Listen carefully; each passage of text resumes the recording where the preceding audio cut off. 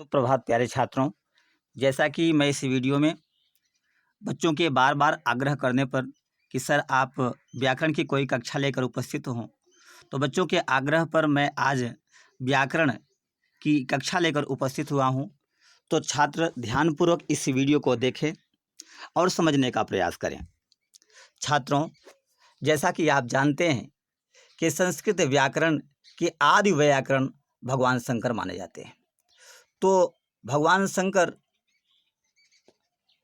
की उपासना करना, भगवान शंकर का मंगलाचरण करना सर्वप्रथम आवश्यक हो जाता है।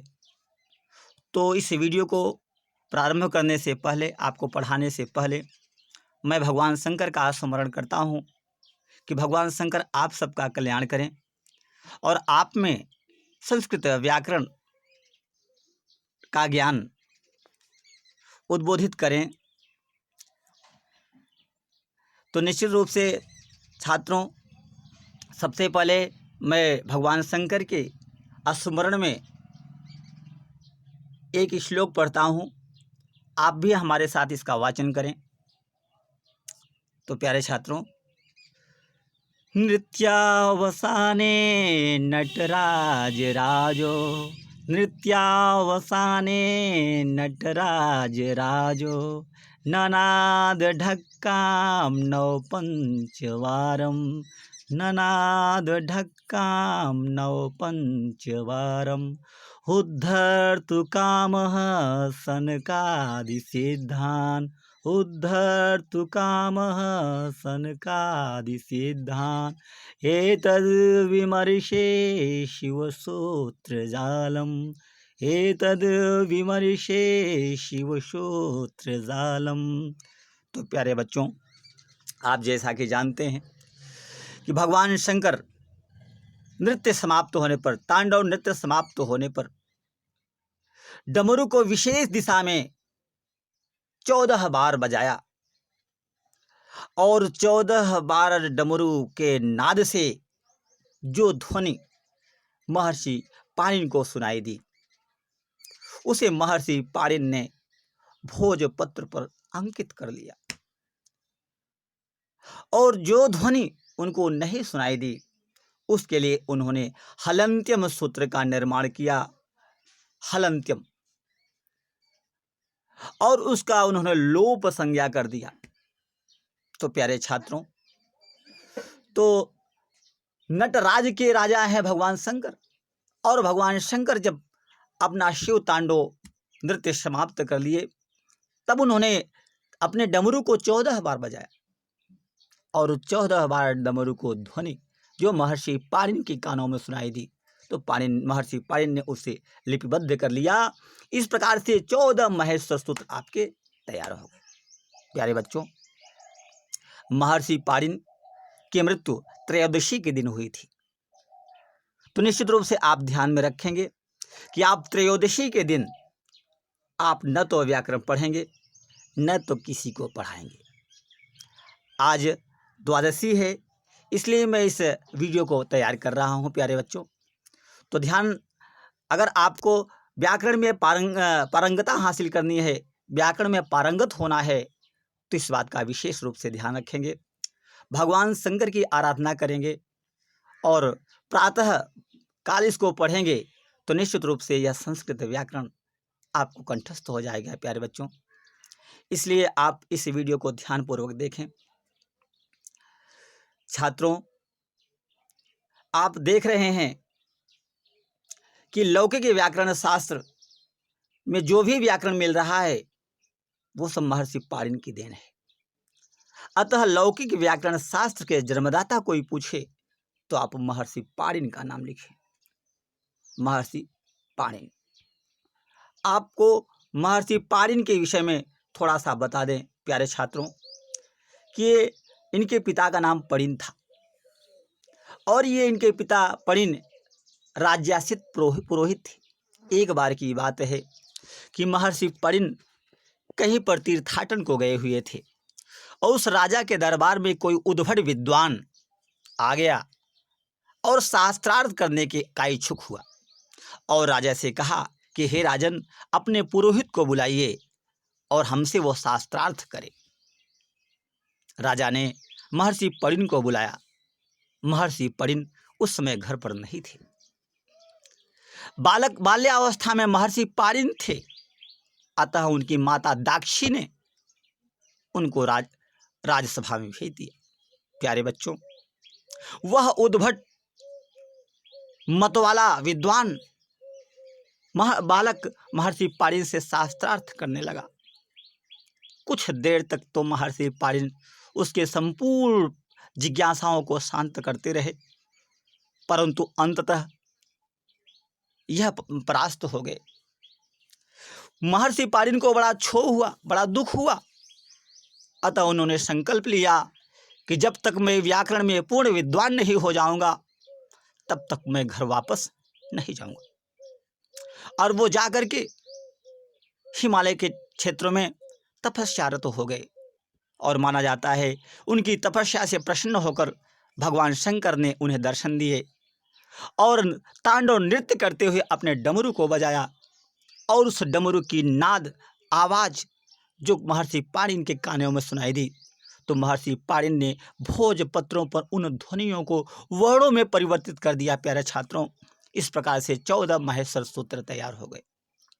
प्यारे बच्चों, प्रत्येक माहेश्वर सूत्र में जो अंतिम के पूर्ण व्यंजनांत वर्ण हैं, वह निश्चित रूप से हलंत वर्ण हैं और लोप संज्ञा इनकी होती है। और लोप का कारण ही है कि जिन ध्वनियों को महर्षि परिण नहीं सुन पाए, उसे उन्होंने लोप की संज्ञा दे दी। प्यारे बच्चों, हलंत्यम से इनकी इत संज्ञा हो जाती है और तस्य लोप से लोप हो जाता है। हलंत्यम से इत संज्ञा और तस्य लोप से लोप, इसलिए प्रत्याहार के परिगणन में इनकी गणना नहीं की जाती। प्यारे बच्चों, इस बात का आप विशेष रूप से ध्यान रखेंगे।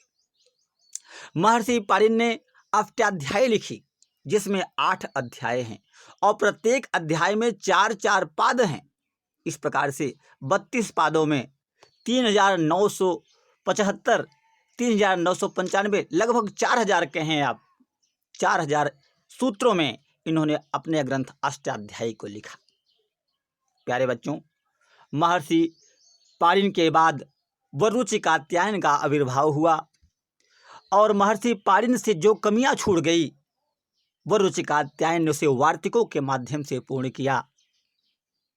परंतु प्यारे बच्चों, कात्यायन ने महर्षि परिण के कुछ सूत्रों की अनर्गल व्याख्या करके उसमें वार्तिक जोड़े, जिसे महाभाष्य लिख करके महर्षि पतंजलि ने पुनः महर्षि परिण के मतों का मंडन किया और वरुचि कात्यायन के मतों का खंडन किया। इसलिए प्यारे बच्चों, आपको ध्यान में रखना चाहिए, यह 3 मुनि महर्षि परिण, वरुचि कात्यायन और महर्षि पतंजलि, ये व्याकरण शास्त्र के 3 मुनि कहलाते हैं। तो इन्हें मुनित्रय के नाम से जाना जाता है। तो आप इन मुनित्रय में परिण का नाम, कात्यायन का नाम, परिण, कात्यायन और महर्षि पतंजलि का नाम आपको ध्यान में रखना चाहिए प्यारे बच्चों। और यही व्याकरण के त्रिमुनि हैं। तो निश्चित रूप से इन 3 मुनियों को आपको जानना चाहिए प्यारे बच्चों। अच्छा, जब हम प्रत्याहारों का परिगणन करते हैं प्यारे बच्चों, तो प्रत्याहार का तात्पर्य होता है संक्षिप्त कथन। तो संक्षिप्त कथन प्रत्याहार बनाते समय इस बात का विशेष रूप से आप ध्यान रखें कि जो अंतिम वर्ण हलंत्य वर्ण होता है। जैसे प्यारे बच्चों, हमें अगर पहले सूत्र आयुण में प्रत्याहार बनाना हो, तो हम प्रत्याहार अ से लेकर अण तक बनाएंगे, अण प्रत्याहार, या ई से लेकर आड़ा तक बनाएंगे ईड़ प्रत्याहार, या ऊ से लेकर आड़ा तक बनाएंगे ऊड़ प्रत्याहार। यानी अंतिम में पूर्ण व्यंजनांत वर्ण होना जरूरी है प्यारे बच्चों। और आयुण में जो अण प्रत्याहार में कितने वर्ण आएंगे, तो अणकार को छोड़कर आप गिन लेंगे अ ई उ, 3 वर्ण।